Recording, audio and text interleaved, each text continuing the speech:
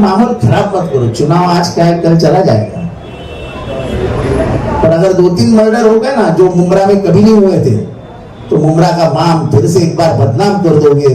जो हमने सभी ने मिलकर मुमरा के आवाम में उसको सुधारने की।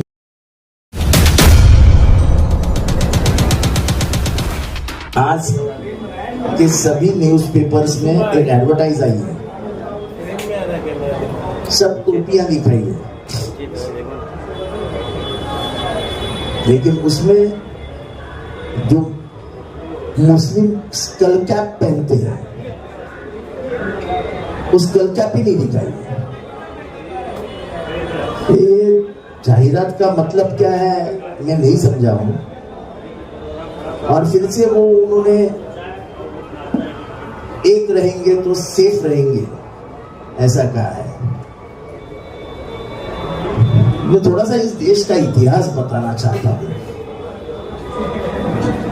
इस देश में सबको बंटवाया किसने?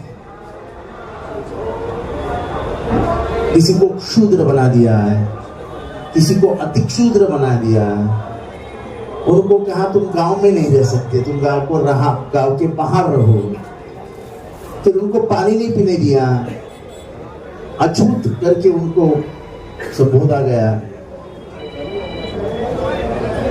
जब जानवर मर जाते थे गांव में तो जानवर उठाने का काम दिया जाता था, फिर उसी का मटन वो खाते थे। ऐसे तो हालात थे। जिनको आप कह रहे हैं अभी एक रहेंगे तो सेफ रहेंगे, कभी उनके बारे में सोचा है आपने? आप रिजर्वेशन उनके कैंसिल करने की बात कर रहे हैं, जो मुख्य धारा में आके उनको 70 साल भी नहीं हुए हैं।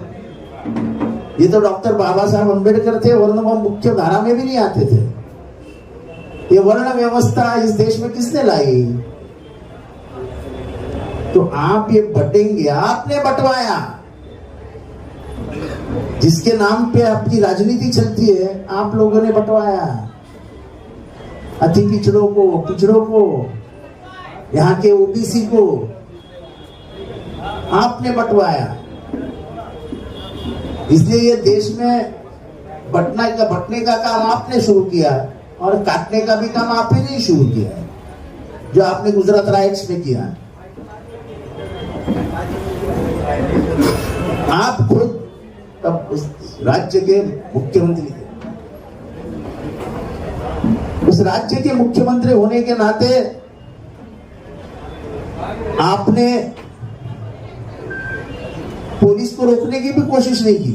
रोकने की कोशिश की, उनको बोला कि तुम जाओ मत।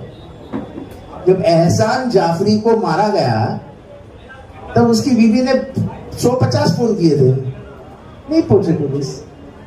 कभी उसकी जांच हुई गुजरात में? नहीं हुई। और एक प्रधानमंत्री जो पिछले 10 साल से प्रधानमंत्री है, वो कैसे बोल सकता है कि एक रहेंगे तो सेफ रहेंगे? यानी इसका दूसरा अर्थ है कि हम अनसेफ हैं। एक राज्य व्यवस्था में इतना बड़ा तबका अनसेफ होना यानी उस गवर्नमेंट का फेलियर है। तो हम मांग कर रहे हैं कि भाई तुम इस्तीफा दे दो। आप इस्तीफा दो ना। अगर इस देश के 140 करोड़ जनता को अनसेफ लग रहा है, आप इस्तीफा दे दो।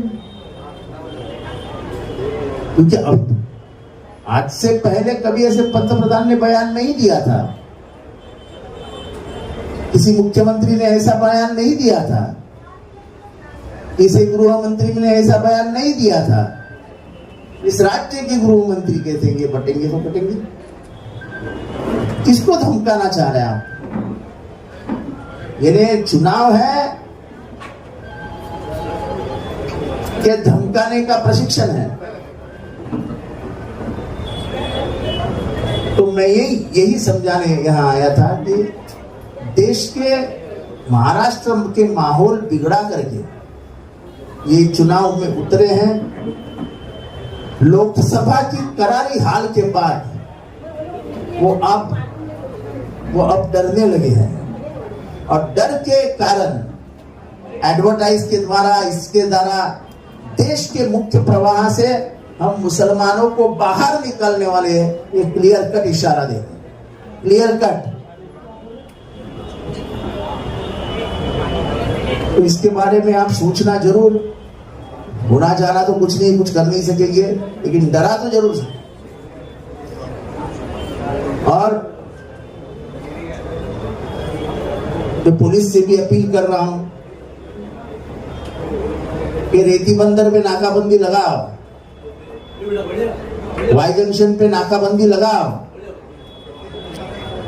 करोड़ों रुपए मुंब्रा में आ रहे हैं, बाहर के नामचीन गुंडे मुंब्रा में घूम रहे हैं। कहीं ऐसा ना हो कि एक आध गुंडा इसमें उड़ जाए, क्योंकि सुनने वाला तो कोई नहीं है, हमारी आदत ही नहीं है। हम किसी के अंग पे जाते नहीं कभी जिंदगी में। 15 साल में आपने देखा नहीं मेरा किसी से झगड़ा हुआ है। पर मेरे कार्यकर्ताओं से कोई भिड़ जाएगा तो मेरे इतना बुरा कोई। ये आज इशारा मैं पुलिस को दे रहा हूं कि पुलिस को रखता रहेगा कि सत्ताधारी पक्ष के वो पुलिस है, तो ऐसा कभी नहीं होता है। पुलिस पुलिस है और पुलिस ने कायदा कानून और सुव्यवस्था संभालनी चाहिए। जरा भी उधर किधर गलती हुई, जैसे कल स्टेशन रोड पे एक लड़के को स्टैप किया, उसका स्टैप का जो जख्म इतना जोरदार था कि उसके किडनी तक वो पहुंच गया। वो किसका आदमी था?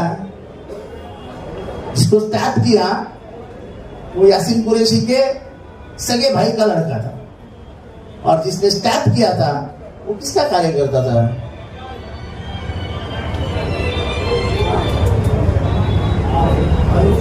कौन गए थे पुलिस स्टेशन उसको मदद करने के लिए? काम जो 15 साल में मुंब्रा में हुआ नहीं, कभी किसी ने किया नहीं। ये काम बंद करो। उनको मुंब्रा के कुछ प्रतिष्ठित लोग जो खुद को प्रतिष्ठित समझते हैं उसको संदेशा दे रहे हैं, कॉम्प्रोमाइज करते हैं। अरे उसकी जान जाने की वक्त आ गई और तुम बोलते कॉम्प्रोमाइज करेंगे। मेरे को यासीन कुरैशी ने नाम बताया, पर मैं नाम नहीं बताऊंगा क्योंकि उस आदमी की उतनी पहुंच भी नहीं है। पर वो आदमी कितना बेशर्म होगा कि जो जाके हॉस्पिटल में सीरियस पड़ा है उसके बाप को जाके बोलता है कॉम्प्रोमाइज करो। शर्म नहीं है साले को? ये जो बढ़ रहा है गुनाहगारीकरण, ये पुलिस की वजह से बढ़ रहा है। पुलिस के यहां जाके लोगों की हिम्मत कैसे होती है 307 के गुनहगार को छोड़ दे ये बोलने की? पुलिस के सामने जाके हिम्मत कैसे होती है? अगर ऐसा ही रहा तो हम मुंब्रा का एरिया बंद कर देंगे। सब व्यापारी भी मुझे मिलके गए हैं, अच्छे बड़े व्यापारियों ने कहा है कि यहाँ दहशत बढ़ा रहे लोग। हमको जो आराम की जिंदगी थी अब आराम नहीं रहा है, हमको बुलाया जा रहा है। घबराने वालों में से नहीं है वो, उनको 60-70 साल हुए हैं।